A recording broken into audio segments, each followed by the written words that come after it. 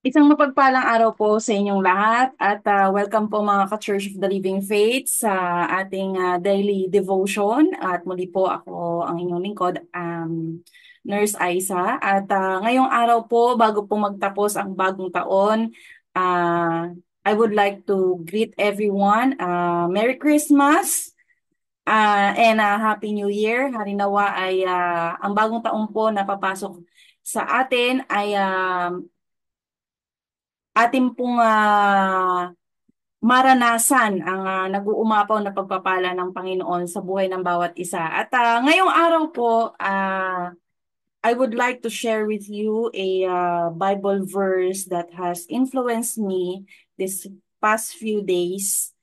At before this year ends, ay meron pong pangungusap ang Panginoon sa akin. At before I share with you the Word of God, tayo po muna ay manalangin.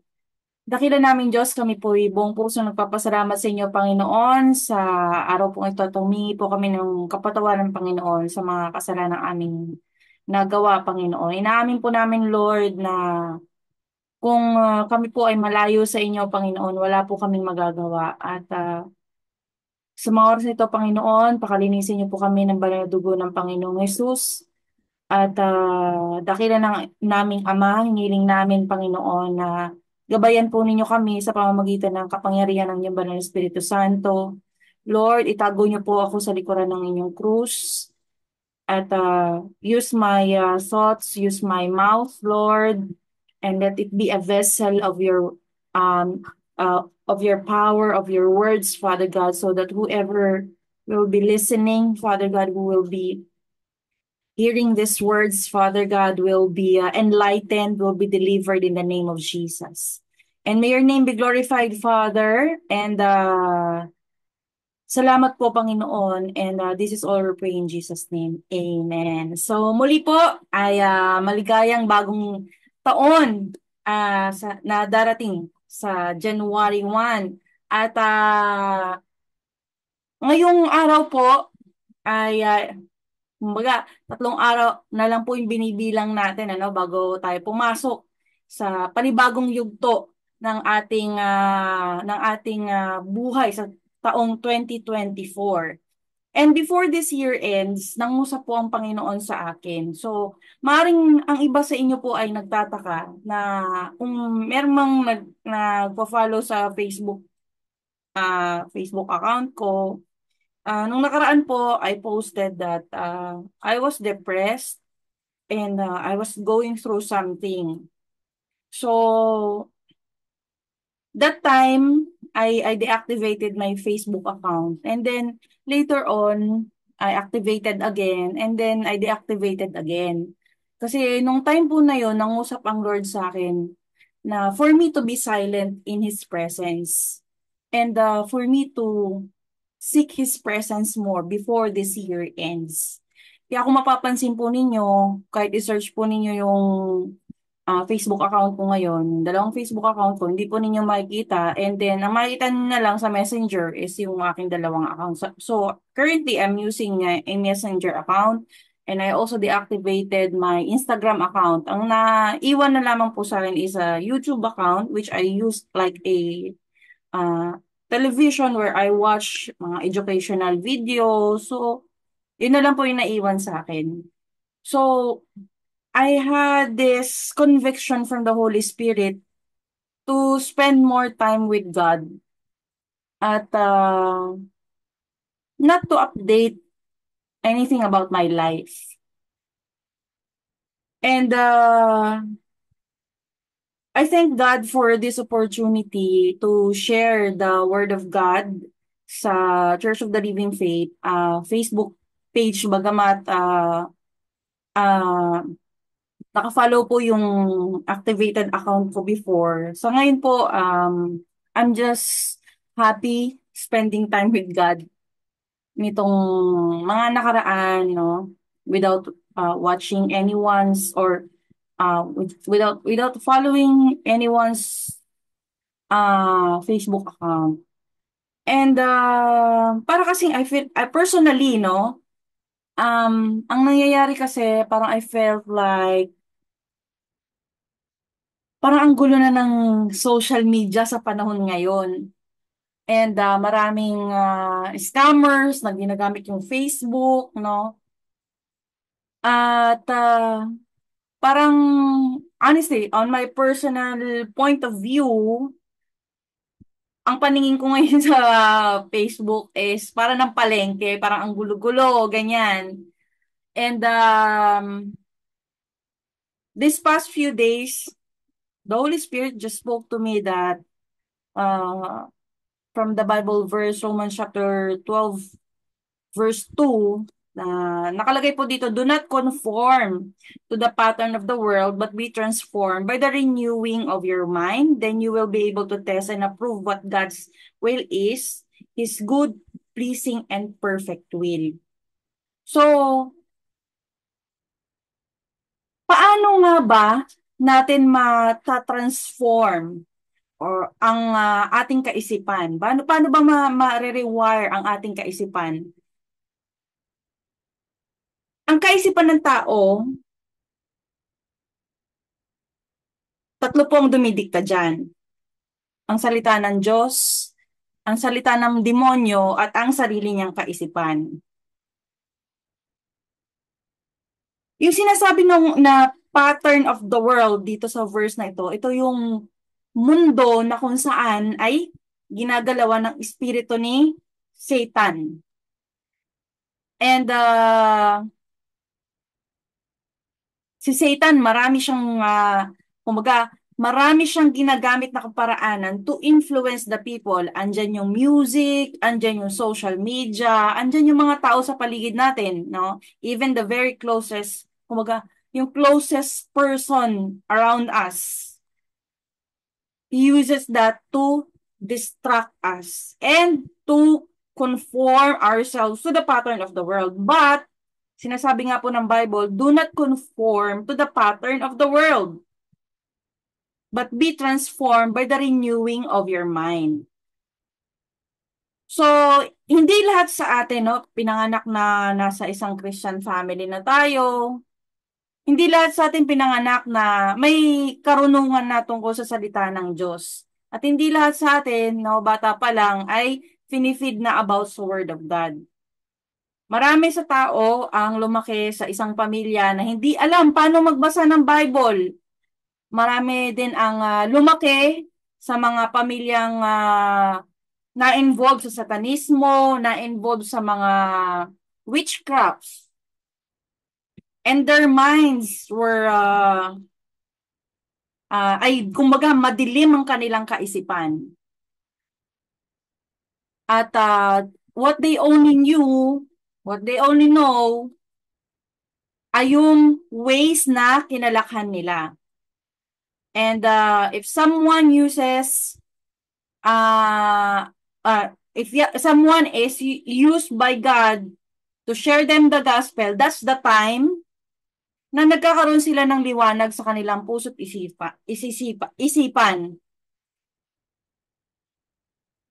Hallelujah. Rabashanda, radadashanda, hallelujah. I can feel the presence of God right now. And maraming pinarealize ang Lord sa akin nitong nakaraang mga araw by spending time with Him and by uh, activating my Facebook account. God made me realize na ang dami palang um, ginagawang negative effect ang pagbababad sa social media. That's why merong research no na ginawa. At sabi sa research na ito na marami ang nasa social media ang nakakaranas ng depression. Depression dahil nagkakaroon ng comparison ng sarili sa buhay ng ibang tao. nagkakaroon ng comparison na bakit siya ganon, bakit yung buhay ko ganito. Nagkakaroon ng depression dahil yung iba masaya, pero yung sarili niyang blessing hindi niya nakikita. Kaya ang tendency, nangyayari, nalulungkot siya. So, may mga negative effects ang pagbababad sa social media. Though maganda ang social media in a way na we could connect with other people, with the long lost friends, no? With the we can be in a group, no? And social media can also be used as an integral part of any business. Pero minsan, nagiging vessel din ito ni Satan to deceive us at upang nakawin ang ating oras sa pagbabasa ng Bible and by spending time with God. Minsan, mas matagal pa yung pagbababad natin sa social media kaysa sa pag-i-spend natin ng time ng pagbabasa ng Word of God. That's why marami yung nade-depress nowadays because of social media.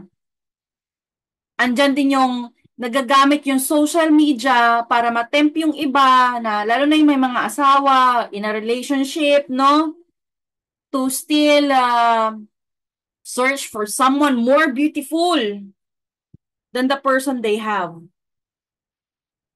Kaya nagkakaroon kumbaga na-engage sila sa adultery, no? Maraming nasisirang pamilya through social media. Maraming nasisirang relasyon through social media. Lalo na kung ang tao ay walang self-control. As I spend time in social media, my feeds got more crowded. For every time I post, no, on my personal experience po, every time I post, masaya ako kapag may mga nagla-likes. Pag walang nagla-likes, nalulungkot ako, ganyan. And pag may mga trending topics, andyan yung nagiging opinionated ako. Gusto ko may comment din ako sa binabalita ng iba.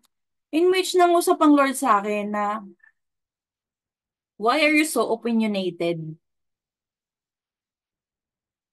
And being opinionated, minsan hindi naman yung boses mo ang kailangan ng tao. Hindi yung wisdom mo ang kailangan ng tao nowadays, but yung boses at tinig ng Diyos.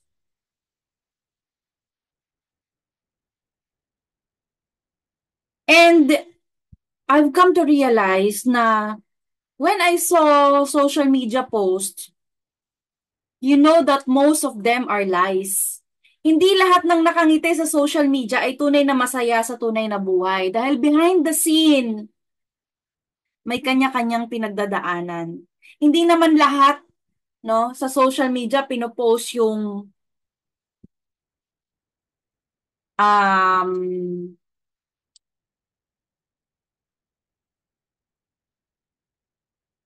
yung tunay na nangyayari. Yung kumbaga yung the best yung minsan pinapakita ng iba sa social media. Pero behind that, no? Tingnan natin sa mga artista. Um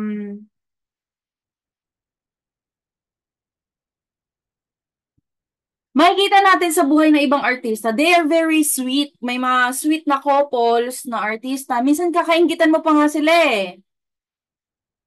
na ang tagal-tagal na nila, ganyan. Pero later on, magugulat ka kasi nagkakahiwalay, ganyan. At ang buong bayan ay kumbaga naaapektuhan sa news. And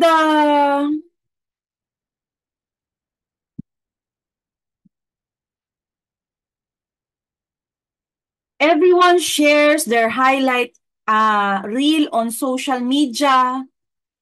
When you constantly see other people's highlights, it's easy to feel like you're not doing enough for yourself. Kaya yung iba na de-depress, parang kulang pa ba yung nagagawa ko para sa sarili ko? Bakit sila, mas marami silang nagagawa kaysa sa nagagawa ko? Kumbaga, yun na nga, nagkakaroon na ng comparison. And social media has intensified this idea of keeping up with everyone and constantly comparing yourself with others. That's why, nitong mga nakaraang linggo, I have decided that enough is enough. Kailangan kong magkaroon ng social media minimalism. Kailangan kong magkaroon ng time unang-una sa Panginoon at sa sarili ko. And one solution for me to get healed from the past depression I experienced was to get out of social media. And naramdaman ko rin naman yung naging resulta sa akin nung pag-alis ko po sa Facebook. It gives me freedom. And totoo nga yung nasa research that it will significantly boost your happiness. Kasi di mo na kino-compare yung sarili mo sa ibang tao. Kino-compare mo na lang yung sarili mo sa dating ikaw. And currently, I am able to use my time properly. At kung titingnan ko nga yung mga previous years ko na masyado akong naging babad sa social media, marami po akong pinagsisihan. Dahil sabi ko, maraming time na nasayang eh. Kahit nasa trabaho, no? Minsan magche-check ka pa rin ng Facebook account mo, kung may nag-like na ba dun sa picture mo, no? May nag-like na ba dun sa post mo? O di kaya, magre-reply na ba ako dun sa post na yun?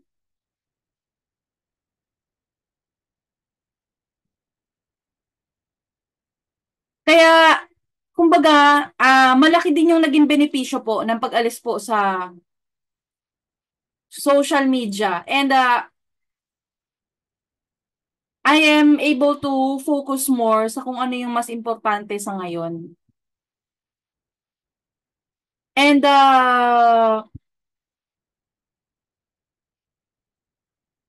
I experimented it on myself. And I resisted the temptation to pull out my phone and found myself feeling so much energized, refreshed, and to my surprise, even more motivated po. It's amazing that nararamdaman ko yung epekto ng uh, pagkakaroon ng mas maraming time with the Lord than soaking in the social media world. So, meron din akong nakitang warning signs. Social media that has become an idol in your life. Sabi dito, social media is a big part of our society. From great grandparents to toddlers, people of every age have found the use of the internet. So thanks for the popularity of social media in our culture. We use apps for every aspect of our lives, including entertainment, music, and news. So may positive side din naman yung paggamit ng internet, but we have to be more cautious sa kung ano yung pinapanood natin, kung ano yung finifeed natin sa isip natin. And the internet nowadays has easily become a part of our everyday lives. If not careful, social media has the power to consume and influence the people who use it.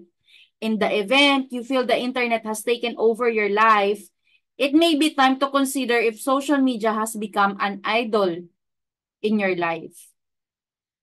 In biblical days, people handcrafted idols out of gold, bronze. Today, however, idols can take a variety of form.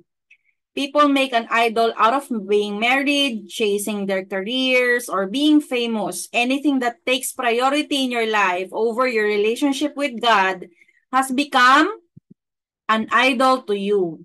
The real danger of choosing your wants and desires over God's plan for you is the irreversible consequences it has.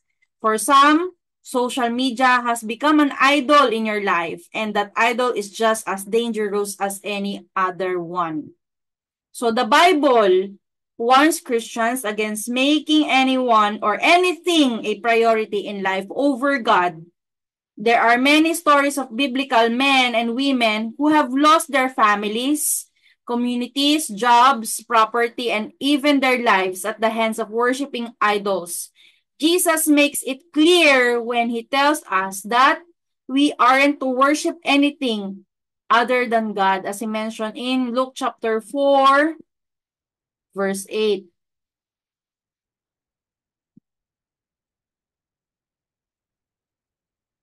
So, ang sabi nga po niya dito, sabi dito ni Lord Jesus, the scripture says, you must worship the Lord your God and serve only Him. The Bible tells us not to copy the behaviors and customs of this world, but to let God transform you into new person by changing the way you think. Sabi sa Romans chapter 12 verse 2. Yun na nga po yung verse na binigay ni Lord sa akin this past few days.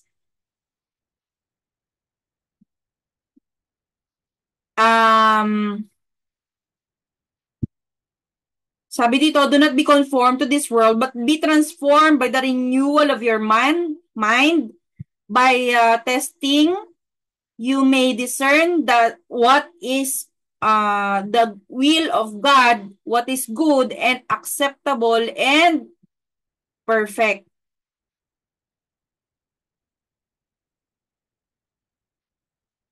So that doesn't mean Christians should not use social media. You can use it in a minimal way.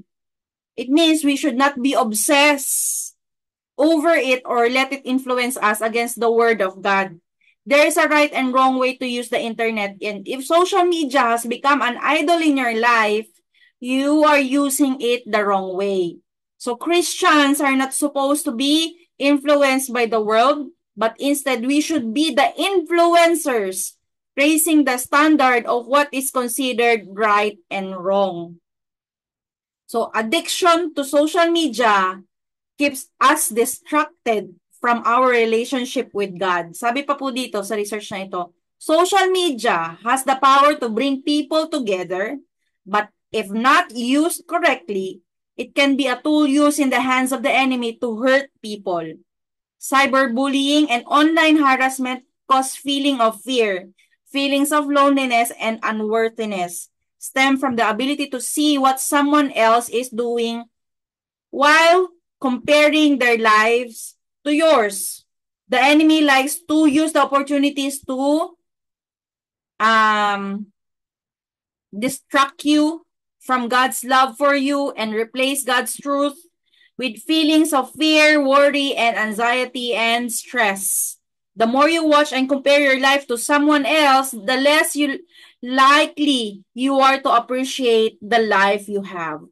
Kaya nga sabi sa Galatians chapter 6 verse 4, pay careful attention to your own work, for then you will get the satisfaction of a job well done and you won't need to compare yourself to anyone else.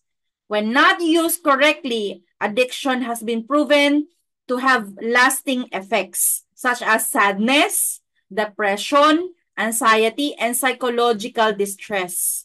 These feelings don't come from God because of Heavenly Father only has good thoughts towards sabi sa Jeremiah 29 verse 11, for I know the plans I have for you, plans to prosper you and not to harm you, plans to give you hope and a future. Negative feelings we experience from taking our eyes off God are the byproduct of emotions that come from the lies of the enemy. If you are experiencing the negative effects of social media and believe that social media has become an idol in your life, it is time to make a few lifestyle changes. So what are the warning signs that social media has become an idol in your life? So bibilisan ko na lang po. Sabi dito, social media is the first thing you check when you wake up. Mas nauna pa po yung pag-check ng Facebook, no, o ng ibang social media platform like TikTok, before we pray or before we read the Bible, social media is the last thing you check before you go to bed. No? It's also a sign that you are being addicted to social media. The third one is social media distracts us from spending personal time with God. Getting to know God on an intimate level is a privilege that He has given to His children. Getting to know God comes from from doing one important thing, spending time in His presence. You are wasting, valuable time you could be spending with God. Participate in daily devotion, dedicating special time and energy to praying and spending uninterrupted time with God. He may have something He wants to tell you, but you have to listen and give Him a chance to speak to you. Give God a chance to speak to you through His words. Number 4, another sign that you are being addicted to social media, you turn to social media before you turn to God. Social media is a great place to share accomplishments, achievements, opinions, and thoughts with others. So, sabi dito, just as people like sharing the good on the internet, there are millions of people who love to share negative emotions, no? At nagiging diary na nga natin yung social media. Pag masama yung loob mo, magpo-post ka sa Facebook, no? And experience on social media too. If you feel upset, you need to vent. Instead of turning to God in prayer, instead of expressing your anger across the internet. So, minsan magugulat ka na, may isa kang kakilala, nag-post, na galit dahil sa utang, no? Imbes na i-lift up niya yun sa prayer, ay pinost po sa social media. Tapos may isa kang kamag-anak, galit na sa anak, no? Pinost dun sa social media. Pero hindi niyo po ba alam mga parents that psychologically, it also affects the heart and the mind of your child. Bumababa po yung self-esteem ng bata kapag publicly pinapahiya. Nothing good can come from an angry rant. So take it to God who can help you to do something about it. Meron nga pong verse, 'di ba? Sabi dito, ito yung isa sa mga Bible verses na narinig ko sa Lord nung bago ako maging Christian at nung natuto ako magbasa ng Bible, hindi ko alam na ito biblical. Hindi ko alam na it was the Holy Spirit who spoke to me. Nung nagsisimba ako nun sa Quiapo, nagsabi ko, Lord, why I don't have peace? Naglilingkod naman ako sa church. Napaka simple nung sinabi sa akin ng Holy Spirit. Pero hindi ko alam na Holy Spirit yung nangungusap sa akin noon. Narinig ko lang talaga sa isip ko. Sabi niya, if you want to pray, go inside your room. Adi, sinunod ko, umuwi ako sa bahay. Pagka-uwi ko dito sa bahay, sabi ko, Lord, bakit ganito? So, I just followed that voice. Hanggang sa dumating dito yung kapitbahay namin, na nag-invite sa akin, si Tita Rose na nag-invite sa akin tungkol sa second coming of Christ. And nung nandun na kami sa event, dinidiscuss yung mga senyales ng malapit ng pagdating ni Jesus. At doon ako nagkaroon ng hunger and thirst to know, to read the Word of God, to read the Bible. Nagulat ako kasi mismong doon sa New Testament ko nabasa, yung pagkasabi sa akin ng Holy Spirit, nung hindi pa ako gano'n nagbabasa ng Bible, nakalagay doon, if you want to pray, go inside your room and your Heavenly Father who knows your heart will reward you. Doon ako talaga na-shock. Sabi ko, oh my gosh, si God talaga yung nangusap sa akin noon. It was the Holy Spirit. Kasi never ko nabasa yun sa buong buhay ko. It was God who dictated it to me. In my mind, no? God spoke to me through mind to mind and soul to soul, spirit to spirit. Kaya sabi ko totoo ang Diyos. Kasi that's the time hinahanap ko ang Panginoon eh.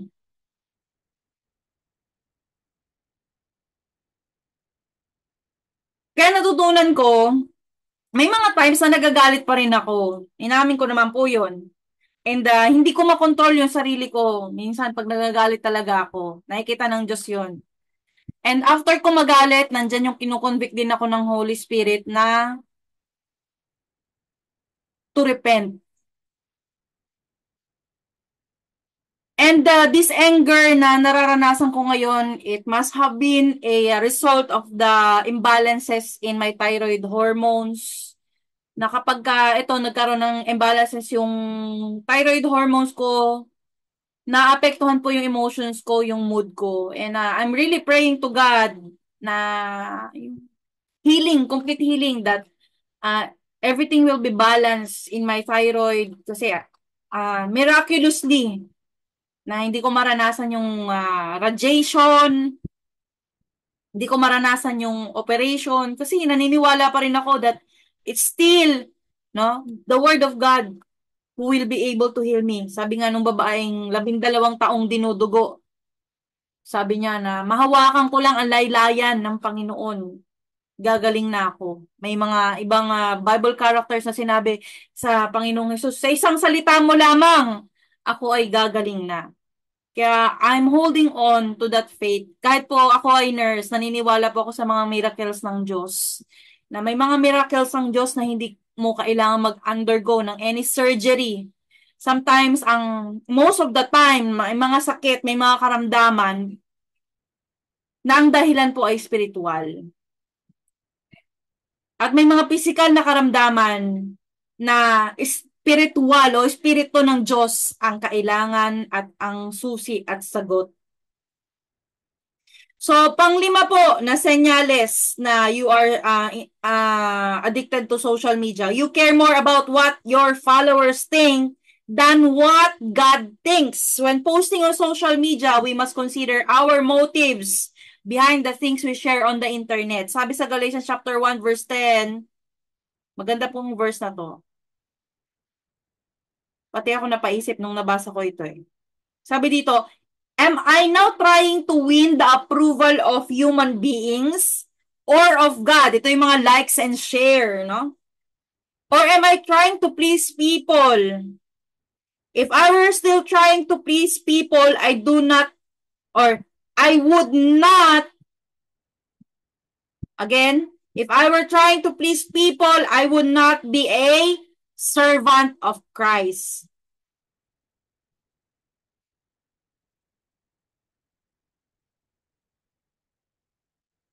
It says that pleasing people is your first goal. Sa Galatians chapter 1 verse 10, you aren't Christ's servant.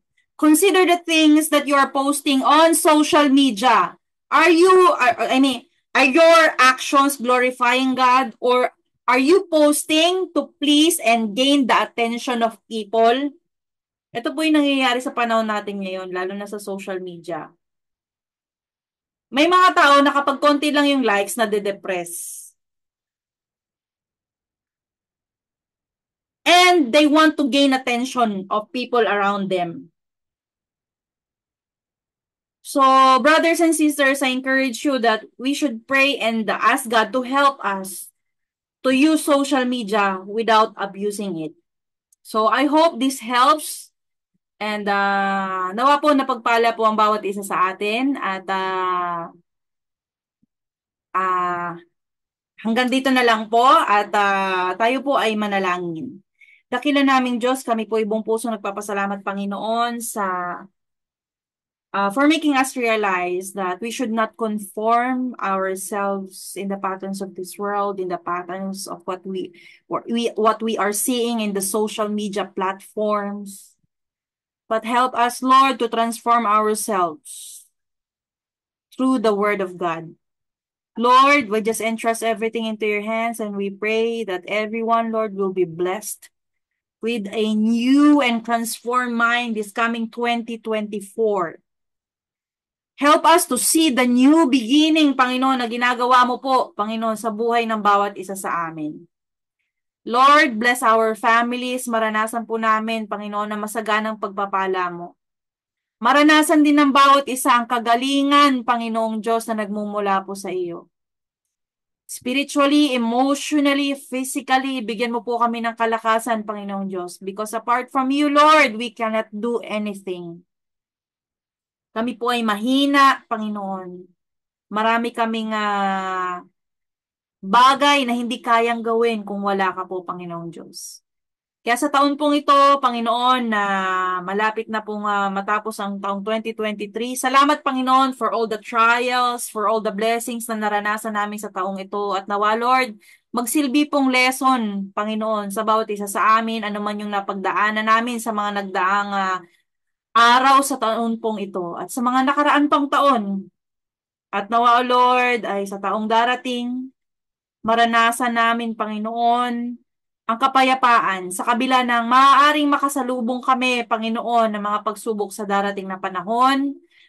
Ngunit Lord, tulungan mo kami, Panginoong Diyos, na mas maging matalino, Panginoon.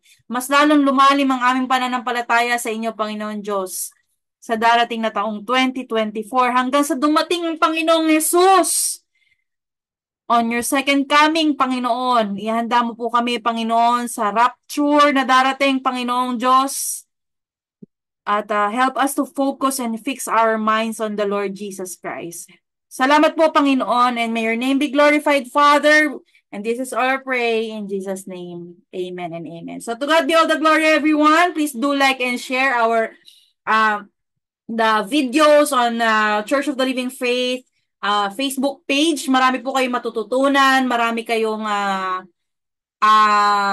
mararanasang spiritual na pagpapala when we listen to the Word of God. Salamat po, and to God be all the glory. Thank you, everyone.